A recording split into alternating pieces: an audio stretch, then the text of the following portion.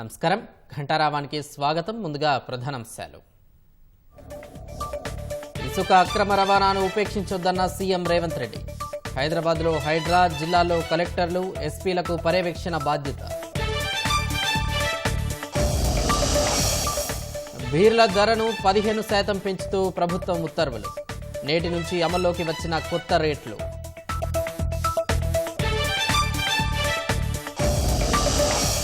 పట్టభద్రులు, teacher, MLC స్థానాలకు ముగిసిన నామినేషన్లు. క్షేత్రస్థాయిలో హోరాహోరీ తలబడుతున్న కాంగ్రెస్, బీజేపీ.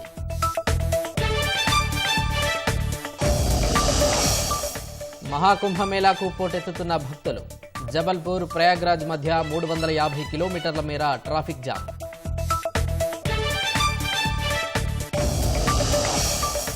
ప్యారిస్లో ప్రధాని మోదీకి ఘన స్వాగతం. ఫ్రాన్స్ అధ్యక్షుడు మేక్రాన్ సహా వ్యాపారవేత్తలతో చర్చలు.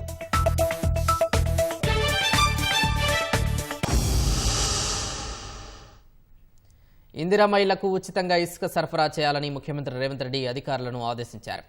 సాధారణ ప్రజలకు తక్కువ ధరకు ఇసుక లభించేలా చర్యలు తీసుకోవాలని చెప్పారు. ఇసుక మాఫియాపై ఉక్కుపాదం మోపాలని, ఎవరినీ ఉపేక్షించేది లేదని సీఎం స్పష్టం చేశారు.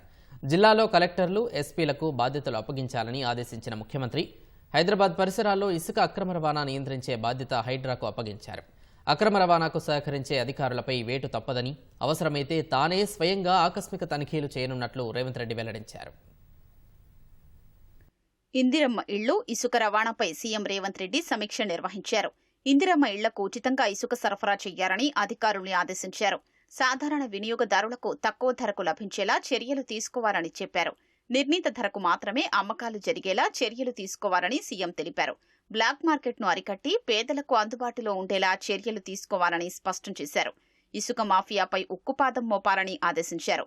రీచ్ల వద్ద వెంటనే తనిఖీలు చేపట్టారన్నారు. అక్రమ రవాణాకు పాల్పడితే ఎంతటి వారినైనా ఉపేక్షించేది లేదని ముఖ్యమంత్రి హెచ్చరించారు. ఇసుక రవాణా పర్యవేక్షణ కోసం ప్రత్యేక అధికారుల్ని నియమించాలని సీఎం చెప్పారు. అక్రమ రవాణాకు అడ్డుకట్ట వేసే బాధ్యత జిల్లాల్లో కలెక్టర్లు, ఎస్పీలకు, హైదరాబాద్ పరిసరాల్లో హైడ్రాకు అప్పగించాలని ముఖ్యమంత్రి ఆదేశించారు. అక్రమ రవాణాపై విజిలెన్స్, ఎన్ఫోర్స్మెంట్ నిఘా ఏర్పాటు చేయాలని చెప్పారు. ఇసుక రీచ్ల వద్ద 360 డిగ్రీల కెమెరాలు, సోలార్ లైట్స్ ఏర్పాటు చేయాలని ఆదేశించారు. స్టాక్ యార్డుల వద్ద కట్టుదిట్టమైన ఫెన్సింగ్తో పాటు ఎంట్రీ, ఎగ్జిట్లు ఏర్పాటు చేయాలని సూచించారు. రవాణాకు సంబంధించి రిజిస్టర్డ్ లారీల్ని ఎంప్యానల్ చేసేలా చర్యలు చేపట్టారన్నారు.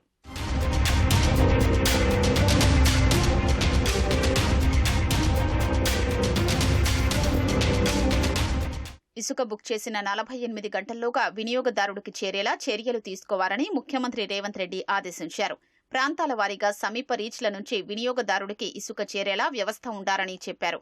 వినియోగదారుల సమస్యల పరిష్కారానికి ప్రత్యేక పోర్టల్ ఏర్పాటు చేసి ఫిర్యాదుల్ని వెంటనే పరిష్కరించాలని తెలిపారు. వాహనాలకు ట్రాకింగ్ సిస్టమ్ను ఏర్పాటు చేసి అక్రమ రవాణాను అడ్డుకట్ట వేయాలన్నారు. ఆన్లైన్ బుకింగ్ విధానంలో పలు మార్పుల్ని సూచించిన సీఎం రేవంత్ రెడ్డి ఆఫీస్ వేళల్లోనే బుకింగ్ చేసుకునేలా మార్పు చెయ్యాలని తెలిపారు. అక్రమ రవాణాకు సహకరించే అధికారులపై వేటు తప్పదన్న ముఖ్యమంత్రి ఎవ్వరినీ ఉపేక్షించేది లేదని స్పష్టం చేశారు. అవసరమైతే తానే స్వయంగా ఆకస్మిక తనిఖీలు చేయనున్నట్లు సీఎం చెప్పారు. అక్రమాలకు తావు లేకుండా పర్మనెంట్ ఉద్యోగులకు బాధ్యతలు అప్పగించాలని తెలిపారు. సమీక్షలో సీఎం సలహాదారు వేం నరేందర్ రెడ్డి, సీఎస్ శాంతికుమారి, ఖనిజాభివృద్ధి corporation chairman Anil, HYDRAA commissioner Ranganath, ఉన్నతాధికారులు పాల్గొన్నారు. బీరు ప్రియులకు కాస్త చేదు వార్త. బీరు ధరలు 15% పెరిగాయి. వచ్చేది ఎండాకాలం. చల్లగా 2 బీర్లు తాగి సేదతీరుదామనే వారికి బీర్లు ప్రియమయ్యాయి. ధరల నిర్ణయ కమిటీ సిఫార్సుల మేరకు పెంపునకు ప్రభుత్వం అనుమతించింది. పెరిగిన బీరు ధరలు నేటి నుంచి అమల్లోకి వచ్చాయి. బీరు ధరలను రాష్ట్ర ప్రభుత్వం సవరించింది. జస్టిస్ జైస్వాల్ కమిటీ సిఫార్సులకు అనుగుణంగా బీర్ల ధరలపై 15% పెంచుతూ సర్కార్ నిర్ణయం తీసుకుంది. పెరిగిన రేట్లు నేటి నుంచి అమల్లోకి వచ్చాయి. 2019 నుంచి రాష్ట్రంలో బీర్ల ధరలు పెరగలేదు. ముడి పదార్థాల రేట్లు పెరిగినా అప్పటి ధరలతోనే బ్రూవరీస్ కంపెనీలు సరఫరా చేస్తూ వచ్చాయి. బీరు విక్రయాల్లో 69% కింగ్ఫిషర్ వాటా ఉంది. సంక్రాంతికి ముందు తమకు ధర గిట్టుబాటు కావడం లేదంటూ యునైటెడ్ బ్రూవరీస్ లిమిటెడ్ బీరు సరఫరా ఆపివేసింది. ముందస్తు సమాచారం లేకుండా బీర్ల సరఫరా నిలిపివేయడం రాష్ట్ర ప్రభుత్వానికి ఆగ్రహం తెప్పించింది. ధరల నిర్ణాయక కమిటీ నివేదిక ఆధారంగా చర్యలు తీసుకుంటామని సర్కార్ తెలిపింది. ఆ తర్వాత యూబీఎల్ కంపెనీ ప్రతినిధులు సంప్రదింపులు జరిపి సరఫరా పునరుద్ధరించారు. ఆ ఒప్పందం మేరకే తాజాగా బీరు ధరలు పెంచుతూ సర్కార్ నిర్ణయం తీసుకుంది. ఎక్సైజ్ శాఖ ముఖ్య కార్యదర్శి రిజ్వీ సోమవారం రాత్రి బీరు ధరల పెంపుపై ఉత్తర్వులు జారీ చేశారు. ధరల సవరణతో ప్రస్తుతం ఉన్న బీర్ల రేట్లు 15% మేర పెరగనున్నాయి. ఈ మేరకు ఒక్కో బీర్ బాటిల్పై కనీసం 18 రూపాయల నుంచి గరిష్టంగా 50 వరకు పెరుగుతున్నట్లు ఆబ్కారీ అధికారులు అంచనా వేస్తున్నారు. రాష్ట్రంలో ఎక్కువగా అమ్ముడుపోయేది కింగ్ ఫిషర్ బ్రాండ్. ఆ తర్వాత Tuborg, Carlsberg, Heineken, Budweiser, Corona లాంటి బీర్ బ్రాండ్లు ఎక్కువగా అమ్ముడుపోతున్నాయి. Kingfisher ultra wit beer MRP 320 రూపాయలు ఉండగా తాజా పెంపుతో 48 రూపాయలు పెరగనుంది. కరోనా బీర్ ధర 230 రూపాయలు ఉండగా ప్రస్తుతం 264కు చేరింది.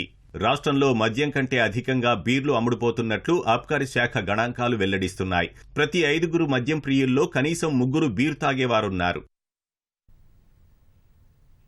రాష్ట్రంలో రైతు భరోసా 3వ విడత కింద 1 నుంచి 2 ఎకరాలలోపు ఉన్న రైతుల ఖాతాల్లో నిధులు జమ చేసినట్లు వ్యవసాయ శాఖ వెల్లడించింది. 18,19,000 ఎకరాలకు గాను 13,23,000 మంది రైతుల ఖాతాల్లో 1,091 కోట్లు జమ చేశారు. జనవరి 27న తొలి దఫాలో రాష్ట్ర వ్యాప్తంగా ఎంపిక చేసిన 577 గ్రామాల్లో పైలట్ ప్రాజెక్టు కింద రైతు భరోసా కింద పెట్టుబడి సాయం అందించారు. 2 విడతలో ఈ నెల 5న 17 లక్షల మంది రైతులకు 557 కోట్లు విడుదల చేశారు. 3 విడతల్లో కలిపి ఇంతవరకు 34 లక్షల మంది రైతులకు చెందిన 36 లక్షల ఎకరాల భూమికి 2,218 కోట్లు రైతు భరోసా సాయం అందినట్లు పేర్కొంది. 10 ఏళ్లు అధికారంలో ఉండి ఎప్పుడు రైతుల మధ్యకు రాని నేతలు ఇప్పుడు అన్నదాతల సమస్యలపై మాట్లాడడం చూసి ప్రజలు నవ్వుకుంటున్నారని వ్యవసాయ శాఖ మంత్రి తుమ్మల నాగేశ్వరరావు అన్నారు. సంవత్సర కాలంలో రైతుల సంక్షేమం కోసం కాంగ్రెస్ ప్రభుత్వం 55,256 కోట్ల రూపాయలు ఖర్చు చేసిందని తెలిపారు. 2018లో చేయాల్సిన రుణమాఫీని ఎన్నికల్లో లబ్ధి కోసమే 2023లో చేశారని ఆగ్రహం వ్యక్తం చేశారు. ముఖ్యమంత్రి రేవంత్ రెడ్డికి కేటీఆర్ విసిరిన సవాల్పై స్పందించిన పరిగి ఎమ్మెల్యే రామ్మోహన్ రెడ్డి ప్రతి సవాల్ విసిరారు. కేటీఆర్కు ధైర్యం ఉంటే కొడంగల్లో జెడ్పీటీసీ, ఎంపీటీసీ గాని గెలవాలని సవాల్ విసిరారు. కొడంగల్ యువతకు ఉపాధి కల్పించడం కోసం పారిశ్రామిక వాడ ఏర్పాటు చేస్తుంటే బీఆర్ఎస్ దుష్ప్రచారం చేస్తోందని ఆరోపించారు. దొంగతనం చేస్తూ యజమాని వైపు దొంగ దొంగ అని అరిసే విధంగా ఈ రోజు కేటీఆర్ ఏదైతే రంకెలేసి అరుస్తున్నాడో కోస్గి పట్టణంలో ప్రజలందరూ కూడా నవ్వుకుంటున్నారు. మీరా ఒక్క ఇల్లు కట్టియలేదు, ఒక్క రేషన్ కార్డు ఇచ్చిన వాళ్ళకి చూపెట్టు. రేపు జరగబోయేటటువంటి స్థానిక సంస్థల ఎన్నికల లోపల ఎక్కడ కూడా ఒక్క జిల్లా పరిషత్ కూడా గెలిచే పరిస్థితి లేదు అన్న ఉద్దేశంతోనే నువ్వు ఈ విధంగా అక్కడికి పోయి రోజుకో మాట మాట్లాడుతున్నావు. రాజీనామాకు సిద్ధమా అంటావు, మేము రాజీనామాకు సిద్ధమంటే నువ్వు మాట్లాడవు. నీకు ఛాలెంజ్ చేస్తున్న కేటీఆర్, నువ్వు మా ముఖ్యమంత్రిని అడుగుతున్నావు కదా, ఈ జరగబోయే స్థానిక సంస్థల లోపల వరంగల్ కాన్స్టిట్యున్సీలో ఒక్క జెడ్పీటీసీ గెలిపించుకో, ఒక్క ఎంపీపీ గెలిపించుకో, నీకు చేతనైతే చేయాలి. రంగారెడ్డి జిల్లా బండ్లగూడ జాగీర్ కార్పొరేషన్ పరిధిలోని బీజాపూర్ రహదారి ఫుట్పాత్పై ఆక్రమణలు, కూల్చివేతలను మాజీ మంత్రి హరీష్ రావు అడ్డుకున్నారు. ఆ దారిలో వెళ్తున్న హరీష్ రావుతో బాధితులు మొరపెట్టుకున్నారు. పురపాలక శాఖ అధికారుల నిర్ణయంతో జీవనోపాధి కోల్పోతున్నామని, ఎలాంటి నోటీసులు ఇవ్వకుండానే తమ దుకాణాలు కూల్చేస్తున్నారని కన్నీళ్లు పెట్టుకున్నారు. బాధితులకు ధైర్యం చెప్పిన హరీష్ రావు బండ్లగూడ జాగీర్ మున్సిపల్ కమిషనర్తో ఫోన్లో మాట్లాడారు. ఇప్పటికే హైడ్రా పేరిట పేదల బతుకులు కూల్చారని, ఇప్పుడు దుకాణాలు కూల్చితే బతుకుదెరువు ఎలా అంటూ ప్రశ్నించారు. హరీష్ రావు నిలదీయడంతో కూల్చివేతలు ఆపేసి మున్సిపల్ సిబ్బంది వెళ్లిపోయారు. అటు ప్రధాన రహదారుల్లో ప్రజలకు, వాహనదారులకు అసౌకర్యంగా కలిగిస్తున్న ఫుట్పాత్ ఆక్రమణలను తగ్గించక తప్పదని జీహెచ్ఎంసీ స్పష్టం చేసింది. గతేడాది డిసెంబర్ నుంచి ఈ ఏడాది జనవరి వరకు 744 ఆక్రమణలు తొలగించినట్లు జీహెచ్ఎంసీ వెల్లడించింది. రాష్ట్రంలో ఎకో, టెంపుల్, హెల్త్ టూరిజం ప్రాజెక్టులను అభివృద్ధి చేసి పర్యాటకులను ఆకర్షించడానికి ప్రతిపాదనలు సిద్ధం చేయాలని ప్రభుత్వ ప్రధాన కార్యదర్శి శాంతికుమారి ఆదేశించారు. పర్యాటక ప్రదేశాలు, వారసత్వ కట్టడాలను నూతన టూరిజం పాలసీలో పొందుపరచాలని సూచించారు. నూతన టూరిజం పాలసీపై సీఎస్ శాంతికుమారి ఉన్నత స్థాయి సమీక్ష నిర్వహించారు. హైదరాబాద్కు వచ్చే పర్యాటకుల కోసం ట్యాంక్ బండ్, నెక్లెస్ రోడ్ పరిసరాల్లో స్కైవాక్ వంటి ప్రాజెక్టును చేపట్టాలని అధికారులకు సీఎస్ సూచించారు. సమావేశంలో ప్రభుత్వ మౌలిక సదుపాయాల ప్రాజెక్టుల సలహాదారు కె శ్రీనివాసరాజు, ఆర్థిక శాఖ ప్రత్యేక సీఎస్ రామకృష్ణారావు, పరిశ్రమలు, ఐటీ ప్రత్యేక సీఎస్ జయేష్ రంజన్ సహా ఉన్నతాధికారులు పాల్గొన్నారు. చనిపోయిన యువతికి చికిత్స చేసి డబ్బులు వసూలు చేశారనే ఆరోపణల నేపథ్యంలో హైదరాబాద్ మదీనాగూడ సిద్ధార్థ హాస్పిటల్లో ఆపరేషన్ థియేటర్లను ఆరోగ్యశాఖ అధికారులు సీజ్ చేశారు. మీడియా కథనాలకు స్పందించిన ఆరోగ్యశాఖ మంత్రి దామోదర రాజనరసింహ సిద్ధార్థ ఆసుపత్రిపై చర్యలు చేపట్టాలని అధికారులను ఆదేశించారు. రంగారెడ్డి జిల్లా డిఎంహెచ్ఓ డాక్టర్ వెంకటేశ్వరరావు ఇతర అధికారులతో కలిసి హాస్పిటల్లో తనిఖీలు నిర్వహించారు. ఆసుపత్రిలో రోగి చికిత్స పట్ల ఏమన్నా నిర్లక్ష్యం జరిగిందా అనే విషయంపై విచారణ జరిపినట్లు తెలిపారు. అమ్మాయి 12వ తారీఖు నాడు గత నెల అడ్మిట్ అయింది. ఇక్కడ అప్పటి నుంచి కూడా ట్రీట్మెంట్ చేయడం, ఆ తర్వాత మరి ఇక్కడ నుంచి లాస్ట్ మినిట్ లో షిఫ్ట్ చేసామని చెప్పేసి అని చెప్తున్నారు. షిఫ్ట్ చేసిన తర్వాత తీరా అక్కడ నిజాంస్కి వెళ్తే బ్రాడ్ డెడ్ అని చెప్పడం ఇవన్నీ కూడా వార్తల్లో చూసాం. టీం వచ్చేసి మొత్తం ఉన్నటువంటి ఆధారాలు ఏమైతే ఉన్నాయో, ఏమేమి కేషెట్స్, ఏమి వాడారు, మందులు ఏం చేశారు అనేటటువంటి మొత్తం విషయాలు కూడా తెలుసుకుంటున్నాం. తప్పకుండా ఎక్కడైనా నిర్లక్ష్యం కానీ లేకపోతే ఆ పేషెంట్ కి అన్యాయం జరిగిందనేది నిర్ధారణ అయితే తప్పకుండా యాక్షన్ తీసుకుంటాం. ఇప్పుడు ప్రిలిమినరీగా థియేటర్స్ అన్ని కూడా క్లోజ్ చేసేస్తాం. హాస్పిటల్ డీటెయిల్డ్ గా రిపోర్ట్ వచ్చిన తర్వాత తప్పకుండా సీరియస్ యాక్షన్ కూడా ఇనిషియేట్ చేయడానికి సిద్ధంగా ఉన్నాం. ముఖ్యమంత్రి రేవంత్ రెడ్డికి ఎంఆర్పీఎస్ వ్యవస్థాపక అధ్యక్షుడు మందకృష్ణ మాదిగ బహిరంగ లేఖ రాశారు. ఎస్సీ వర్గీకరణకు సానుకూలంగా తీసుకున్న నిర్ణయాన్ని స్వాగతిస్తున్నామని పేర్కొన్నారు. జస్టిస్ షమీం అఖ్తర్ ఏకసభ్య కమిషన్ సమర్పించిన నివేదికలో లోపాలున్నాయని, దీనివల్ల మాదిగలు, దళిత కులాల హక్కులు ప్రమాదంలో పడే అవకాశం ఉందన్నారు. షమీం అఖ్తర్ నివేదికలోని అంశాలపై చర్చించేందుకు విజ్ఞప్తులు, సూచనలు ఇవ్వడానికి తమరిని కలవాలని కోరుకుంటున్నామన్నారు. సాధ్యమైనంత త్వరలో విలువైన సమయాన్ని కేటాయించాలని ముఖ్యమంత్రి రేవంత్ రెడ్డికి మందకృష్ణ మాదిగ విజ్ఞప్తి చేశారు. ఆర్టీసీ జేఏసీ, ఆర్టీసీ యాజమాన్యం చర్చలకు ఎన్నికల కోడ్ అడ్డంకిగా మారిపోయింది. ఎన్నికల కోడ్ దృష్ట్యా చర్చలకు రాలేమని ఆర్టీసీ అధికారులు స్పష్టం చేశారు. ఆర్టీసీ క్రాస్ రోడ్లోని కార్మిక శాఖ కమిషనర్ సునీత గోపాల్ దాస్ కార్యాలయంలో చర్చలు జరపాలని నిర్ణయించారు. 21 డిమాండ్లతో సమ్మె నోటీసు అందజేశారు. ఈ నెల 3వ తేదీ నుంచి మార్చి 8వ తేదీ వరకు ఎమ్మెల్సీ ఎన్నికల కోడ్ ఉన్న నేపథ్యంలో చర్చలకు రాలేకపోతున్నట్లు ఆర్టీసీ అధికారులు తెలిపారు. మరో రోజున చర్చలు ఖరారు చేస్తామని లేబర్ జాయింట్ కమిషనర్ చెప్పడంతో ఆర్టీసీ జేఏసీ నేతలు అసహనం వ్యక్తం చేశారు. ప్రభుత్వం, యాజమాన్యం ఎన్నికల కోడ్ పేరుతో దాటవేసే ధోరణి కనబరుస్తోంది. కార్మిక సంఘం నేతలు ఆగ్రహం వ్యక్తం చేశారు. యాజమాన్యం స్పందించకుంటే సమ్మె చేసేందుకు వెనకాడబోమని స్పష్టం చేశారు. యాజమాన్య ప్రభుత్వం మొండి వైఖరి నశించాలి. కార్మిక సమస్యల పట్ల యాజమాన్య ప్రభుత్వాల మొండి వైఖరి నశించాలి. న్యాయమైన డిమాండ్లను వెంటనే పరిష్కరించాలి. న్యాయమైన డిమాండ్లను వెంటనే జేఏసీ జిందాబాద్, జేఏసీ జిందాబాద్. సిద్ధం సిద్ధం సమ్మెకు సిద్ధం, సిద్ధం సిద్ధం సమ్మెకు సిద్ధం. సమ్మె నోటీసు జేఏసీ సంఘాలుగా అందరము మేనేజ్మెంట్కు, రాష్ట్ర ప్రభుత్వానికి మరియు లేబర్ కమిషనర్ గారికి మేమంతా ఇవ్వడం జరిగింది. 10వ తారీఖు నాడు మీరు చర్చలకు రండి, యాజమాన్యాన్ని కూడా మేము చర్చలకు రమ్మంటున్నాం. మరి వాళ్ళకు కూడా మేము లేఖ రాస్తున్నాము, మీరు కూడా రమ్మని చెప్తే మా జేఏసీ పక్షాల అన్ని కార్మిక సంఘాల నాయకులం అందరం కలిసి కూడా ఇక్కడికి రావడం జరిగింది. మరి జాయింట్ లేబర్ కమిషనర్ గారితో అన్ని కార్మిక సమస్యలను వాళ్ళ ముందు ఉంచినాం. ఆర్టీసీ కార్మిక సంఘాలగానే వచ్చినాం.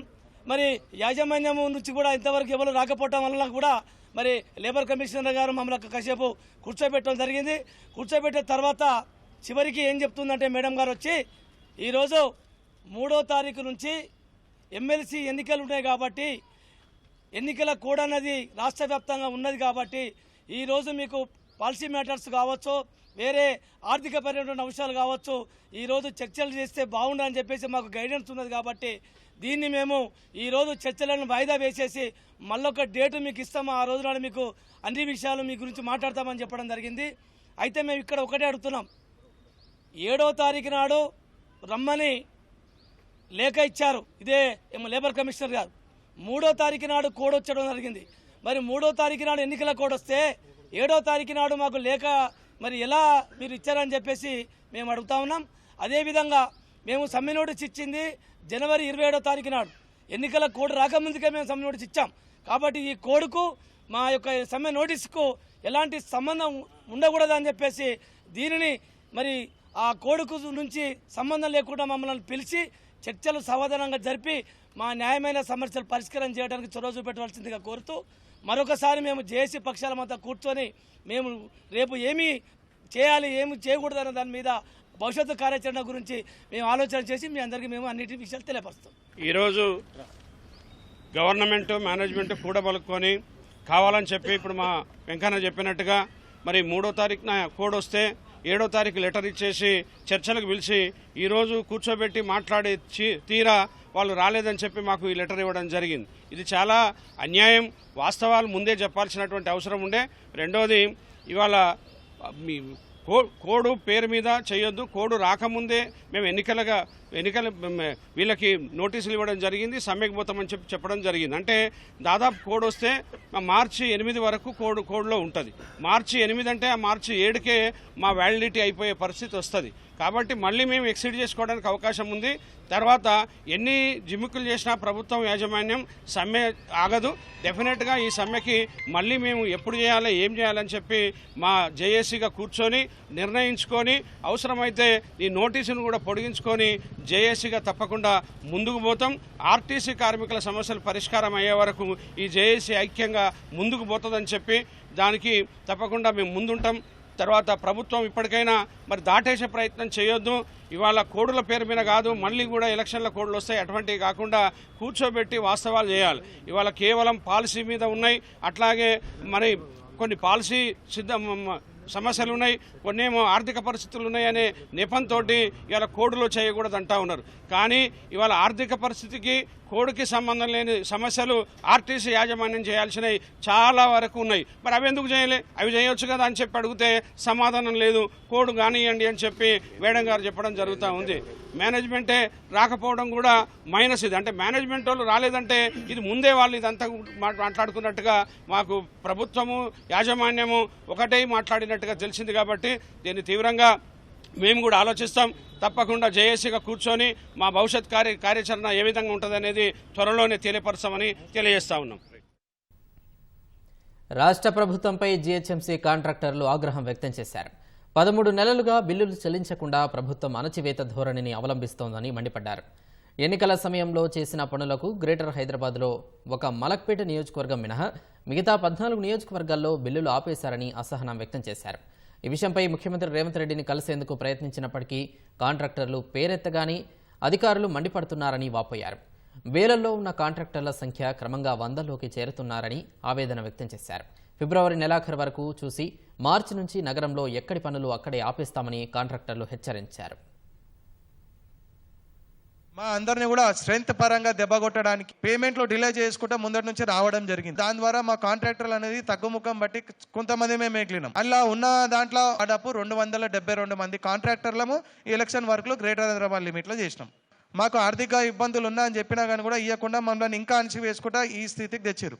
మాకు డబ్బులు ఇస్తలేరు, ఉపాధి ఇస్తలేరు. ఇవి కాక ఒక టెండర్ పార్టిసిపేట్ చేయాలంటే ఎన్నో రకాలుగా కండిషన్లలో పెడుతున్నారు. ఇలా మా కాంట్రాక్టర్లు అందరం కూడా మేము రోడ్న పడే పరిస్థితికి వచ్చింది. అసలు యాక్చువల్ గా ఈ పేమెంట్స్ అడ్వాన్స్ ఇస్తుండే ఆర్ఓలు గానీ, కలెక్టర్లు గానీ, జిహెచ్ఎంసీ కమిషనర్ గానీ దీని మీద సరైన శ్రద్ధ చూపకపోవడం తోటి డిలే అయ్యిందని మనము స్టేట్ ఎలక్షన్ కమిషనర్ కూడా లెటర్ ఇవ్వడం జరిగింది. ఈ మనగురి మనబడిలా ఎలక్షన్ విషయంలో అని చేయించుకున్న తర్వాత పై అధికారులకు సరైన ఇన్ఫర్మేషన్ ఇవ్వకుండా ఎవరైతే పెండింగ్ పెట్టుకుంటూ వచ్చారో వాళ్ళ మీద చర్య తీసుకోవాలని. సమాజంలోని అన్ని వర్గాలకు అభివృద్ధి ఫలాలు అందించాలనే లక్ష్యంతో తెలంగాణ ప్రభుత్వం అత్యంత పారదర్శకంగా కులగణన ప్రక్రియ చేపట్టిందని రాజస్థాన్ మాజీ ఉప ముఖ్యమంత్రి ఎమ్మెల్యే సచిన్ పైలట్ అన్నారు. ప్రభుత్వ పనితీరుకు దావోస్లో కుదిరిన పెట్టుబడుల ఒప్పందాలని నిదర్శనమని తెలిపారు. రంగారెడ్డి జిల్లా అబ్దుల్లాపూర్ మెట్ మండలం కవాడిపల్లిలోని భగవాన్ శ్రీ దేవనారాయణ ఆలయంలో విగ్రహ ప్రతిష్టాపన కార్యక్రమంలో పాల్గొన్నారు. అత్యంత సాంప్రదాయబద్ధంగా భక్తి శ్రద్ధలతో నిర్వహించిన పూజా కార్యక్రమాల్లో సచిన్ పైలట్ పాల్గొన్నారు. రాజస్థానీయులు తెలంగాణ ప్రగతిలో భాగస్వాములయ్యారని తెలిపారు. The government has done fantastic work in the last year and 3 months, and I think it's showing on the ground. The kind of investments we are drawing in Telangana, the kind of affirmative action we have done. We've just done the caste census, and I think it's been done in a very thorough manner, in a very transparent manner. I think the opposition should take solace in the fact that when they were in government, they never bothered to do any sort of census or caste census. It is Rahul Gandhi ji and the Telangana government that took upon the onus of doing a caste-wise survey, so that now data is in front of us. We can target our policies and our budgets and our programs according to the numbers that are available to us. It will be of great help to reach to the last mile to the people who are deprived, especially the SC, ST, OBC communities that have so far not got the adequate resource allocation or the budgets in the programs that were meant for them. సికింద్రాబాద్లో భార్యతో గొడవపడి నిప్పంటించుకున్న ఘటనలో చికిత్స పొందుతున్న భర్త శ్రవణ్ మృతి చెందాడు. భార్య మౌనికపై కోపంతో ఆమె పనిచేస్తున్న వస్త్ర దుకాణంలో శ్రావణ్ వినియోగదారుల ముందే పెట్రోల్ పోసుకొని నిప్పంటించుకున్నాడు. గాయపడ్డ శ్రావణ్ను గాంధీ ఆసుపత్రికి తరలించగా చికిత్స పొందుతూ చనిపోయాడు. అనుమానంతో సైకోగా మారిన శ్రవణ్ మద్యం సేవించి తనను వేధించేవాడని మౌనిక పోలీసులకు ఇచ్చిన ఫిర్యాదులో పేర్కొంది. శ్రవణ్ వేధింపులు భరించలేక 2012లో విడిపోయినట్లు, వారికి సంధ్య అనే పాప ఉన్నట్లు పోలీసులు తెలిపారు.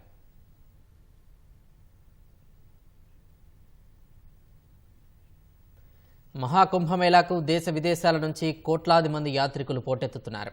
రోజుకు సగటున 1.44 కోట్ల మంది పుణ్యస్నానాలు ఆచరిస్తున్నారు. ప్రయాగ్రాజ్లో పుణ్యస్నానాలు ముగించుకున్న భక్తులు కాశీ, అయోధ్యలకు వెళ్తున్నట్లు అధికారులు తెలిపారు. భక్తుల తాకిడి విపరీతంగా పెరగడంతో కాశీలోని పలు ప్రాంతాల్లో వాహనాల రాకపోకలపై ఆంక్షలు విధించారు. ప్రయాగ్రాజ్ వైపు వెళ్లే మార్గాలన్నీ రద్దీగా మారాయి. 300 కిలోమీటర్ల మేర ఎక్కడ చూసినా ట్రాఫిక్ జామ్లే కనిపిస్తున్నాయి. గంటల కొద్దీ యాత్రికులు వాహనాల్లోనే ఉన్న దృశ్యాలు వైరల్ అవుతున్నాయి. మరోవైపు రైళ్లలో సీట్లు దొరకకపోవడంతో ప్రయాణికులు లోకో పైలట్ ఉండే ప్రాంతాల్లో కూర్చునే యత్నం చేస్తున్నట్లు తెలిసిందే. ప్రయాగ్రాజ్లో రైల్వే స్టేషన్ వెలుపల భక్తుల రద్దీ కారణంగా ఉత్తర రైల్వే ప్రాంతంలోని లక్నవూ డివిజన్ ఫిబ్రవరి 9 మధ్యాహ్నం నుంచి 14 వరకు ప్రయాణికుల రాకపోకల్ని తాత్కాలికంగా నిలిపేశారు. ఇప్పటి వరకు త్రివేణి సంగమంలో 44 కోట్ల మంది భక్తులు పుణ్యస్నానాలు ఆచరించారని అధికారులు అంచనా వేశారు. ఫ్రాన్స్ చేరుకున్న ప్రధాని నరేంద్ర మోదీకి ఆ దేశ అధ్యక్షుడు ఎమాన్యుయల్ మేక్రాన్ స్వాగత విందు ఇచ్చారు. ఫ్రెంచ్ అధ్యక్ష భవనం ఎలిసీ ప్యాలెస్ వద్దకు చేరుకున్న మోదీకి మేక్రాన్ స్వాగతం పలికారు. దేశాధినేతలు ఒకరినొకరు ఆలింగనం చేసుకుని ఆప్యాయంగా పలకరించుకున్నారు. ఆ ఫోటోలను పోస్టు చేసిన మోదీ తన స్నేహితుడిని కలవడం ఎంతో ఆనందంగా ఉందంటూ రాసుకొచ్చారు. స్వాగత విందు అనంతరం ఏఐ సమ్మిట్కు పాల్గొనేందుకు వచ్చిన అమెరికా ఉపాధ్యక్షుడు జేడీ వాన్స్తో పాటు సాంకేతిక సంస్థల సీఈఓలు, ఇతర ప్రముఖులతో మోదీ సమావేశమయ్యారు. అంతకుముందు ప్యారిస్ చేరుకున్న ప్రధానికి విమానాశ్రయంలో ప్రవాస భారతీయులు ఘన స్వాగతం పలికారు. భారతీయ సమాజం తమ ఆప్యాయతను చూపించకుండా అక్కడి చలి అడ్డుకోలేదని ప్రధాని పోస్టు చేశారు. ఇవాళ ప్యారిస్లో జరిగే ఏఐ యాక్షన్ సమ్మిట్కు మోదీ సహా అధ్యక్షత వహించారు. ఫ్రెంచ్ అధ్యక్షుడితో ద్వైపాక్షిక చర్చలు సహా వ్యాపారవేత్తలతో సమావేశం కానున్నారు. రేపు మజర్ గ్యూస్లోని యుద్ధ స్మారకం, కడహాష్లోని ఐటీఈఆర్ను మోదీ సందర్శిస్తారు. తర్వాత మేక్రాన్తో కలిసి మార్సెయిల్లో భారత కాన్సులేట్ జనరల్ను ప్రారంభిస్తారు. ఫ్రాన్స్ పర్యటన ముగిస్తున్న తర్వాత మోదీ అమెరికా వెళ్తారు.